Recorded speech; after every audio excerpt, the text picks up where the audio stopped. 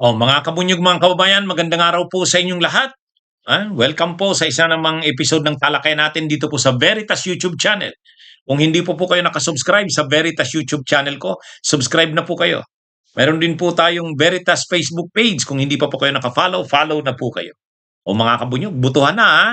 Butuhan na sa impeachment sa Kamara. Ha? Sobra ng taranta ang kampo ni Sara eh.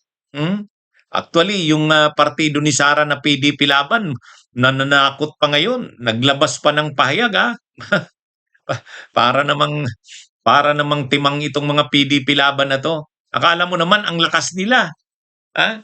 Eh, kasi nga malinaw naman na ang mga kongresista na boboto sa impeachment ni Sara o sa butuhan, lalampasan yung 106. Ang kailangan lang one-third eh. One-third. Ang one-third, 106. Ay yung huling bilang ngayon.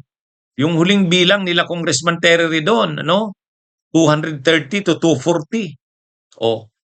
Ay ibig sabihin, lalampasan pa nito yung pumirma doon sa impeachment ni Sara noong 2020, yung 2025 na impeachment ni Sara, yung pumirma doon, mas marami itong buboto ngayon.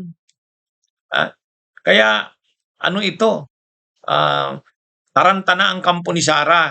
Kung ngayon sa sobrang taranta, nananakot.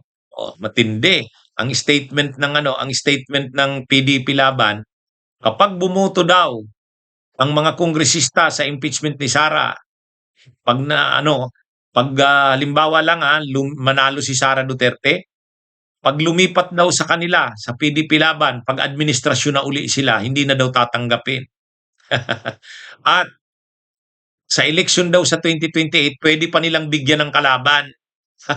Wow. Akala mo naman itong PDP Laban, nananakot sila. Akala mo naman matatakot ang mga kongresista. Ang mga kongresista na yan, mga hari yan sa kanya-kanyang distrito. Political dynasty yan. Kahit bigyan yan ng kalaban ni Sara o kahit mangampanya pa si Sara doon sa kalaban nila, hindi sila matatalo dyan. Mahirapan yan. Halimbawa si Congressman Barbers ng Surigao, yung asawa niya, asawa ni Ace Barbers, yan yung congresswoman ngayon, lalabanan ng PDP Laban, bibigyan ng kalaban. Matalo ba nila yan? Si Villafuerte dito sa Camarines Sur, bubuto yan sa impeachment. Matatalo ba yan kung ng PDP Laban? Wala. Sino naman? Nagpapatawa naman to. Ang totoo dyan, taranta na sila. Kasi gusto nila mabawasan yung boboto na kongresista. Kasi pinagmamalaki nila, marami daw na kongresista, ayaw daw sa impeachment ni Sara. Paano mo masasabing maraming kongresista ayaw sa impeachment ni Sara? 230 na nga to 240 ang boboto. Paano mo masasabi yan? Samantalang ang kailangan lang naman 106. Tapos ngayon ang huling bilang na sinabi ng mga kongresista, 230 daw. Kapag 230 nga ang nakuhang boto sa impeachment ni Sara, kahit pa sabihin pa nating 200 lang, malaking sampal na yan kay Sara. Ibig sabihin, wala talaga siyang suporta sa mga kongresista. Kahit tinatakot na nila, hindi pa rin natatakot. Wala.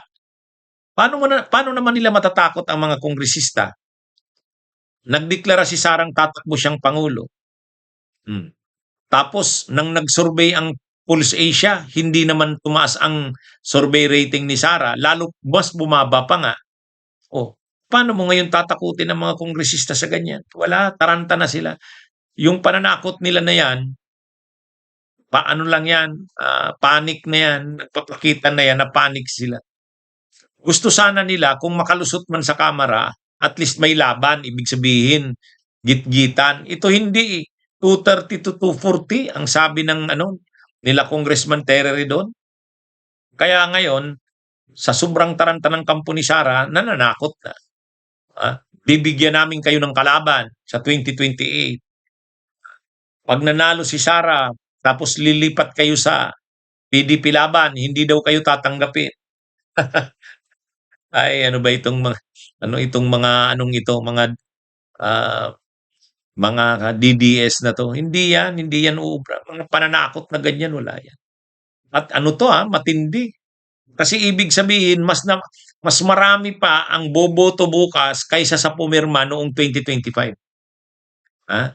Noong 2025 gumalaw si Romualdez noon, ha. Gumalaw si Romualdez noon. Siya ang speaker noon. Kinukomand niya noon ang mga kongresista. O sabihin pa nating may mga ginamit noon na mga tupad, AX, AKAP, mga pabor na binigay sa kongresista noon. Ngayon walang pera na halos ang gobyerno, walang flood control. Pero bubuto pa rin ang mga kongresista.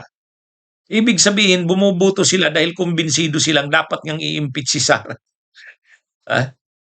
Noong nakaraang impeachment noong 2025, sabihin na natin ginamit ni Romualdez yung mga PAEX, tupad, para makuha ang suporta ng mga kongresista.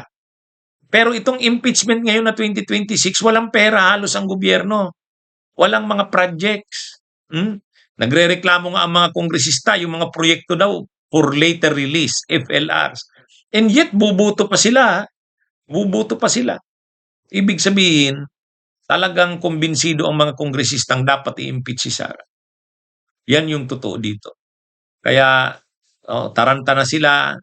Si Mike Defensor nagsalita doon sa Cebu. Sige, hayaan ninyo, pag bumuto kayo sa impeachment ni VP Sara, makikita nyo. May mga ganung bantay. Ay, nagpapatawa tong mga kampo na ito ni Duterte. Wala, tingnan nyo. Pagbutuhan, makikita natin, grabe, tambak yan, tatambakan yan. Tatambakan yan. Dapat sana dahil palapit ng palapit ang 2028. Di ba sinasabi nila, lame duck na daw ang Pangulong Marcos. Lame duck, wala na daw lakas yan. Paano mo ngayon na nakikita, suportado pa rin ang kongresista? Yang impeachment na yan, hindi naman susulong yan kung walang go signal ang Pangulo ng Pilipinas. At sa ganyan pa lang na napakaraming kongresista ang boboto para sa impeachment na yan, ibig sabihin, malakas pa ang kontrol ng Pangulo ng Pilipinas sa Kongreso. Kasi kung wala na, mas malakas na yung impluensya ni Sara, hindi makakakuha ng 230 to 240. Ano yan? Sa totoo lang. Kaya dito, taranta na ang kampo ni Sara. Sa butuhan, sigurado kasing ilalampaso yan. Ilalampaso yan, mga kabunyog, mga kabayan. Makikita mo dito, ang mahina at ang walang persa, Duterte na. Yung sinasabi nilang maraming kongresista nagbabago na ng isip, wala. Mas marami nga ang pipirma ngayon kaysa sa noon. Okay, mga kabunyog, mga kabayan, magandang araw sa inyong lahat. Mabuhay po tayo.